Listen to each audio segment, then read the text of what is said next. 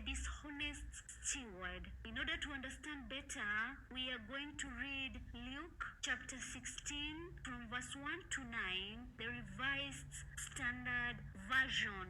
The parable of the dishonest manager. He also said to the disciples, there was a rich man who had a steward, and charges were brought to him that this man was wasting his goods. And he called him and said to him, what is this that I hear about you? Turn in the account of your stewardship, for you can no longer be a steward. And the steward said to himself, what shall I do, since my master is taking the stewardship away from me? I am not strong enough to dig, and I am ashamed to beg. I have decided what to do, so that people may receive me into their houses when I am put out of the stewardship.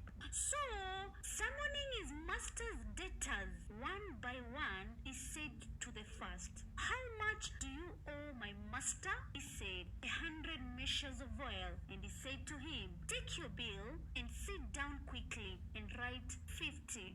Then he said to another, and how much do you owe? He said, 100 measures of wheat. He said to him, take your bill and write 80.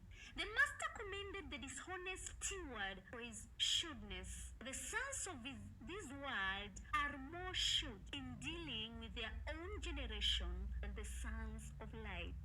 And I tell you, make friends for yourselves by means of unrighteousness mammon, so that when it fails, they may receive you into the eternal habitations. So when you're told in the exam to narrate, kindly don't number the way I'm going to number. Just write in a paragraph. The parable of the dishonest steward.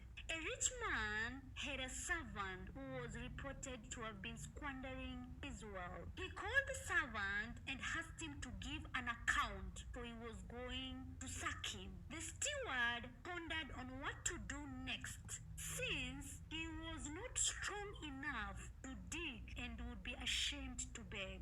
He decided what to do so that when he lost his job, people would receive him in their houses. He called the master's debtors and asked them to reduce their debts by a certain amount.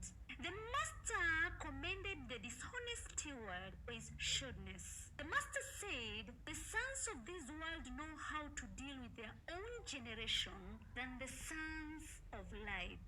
Jesus then said that they would make friends with unrighteous wealth, so that when it fails, they would be welcomed in eternal dwellings. Thanks a lot for subscribing and listening to me. God bless you.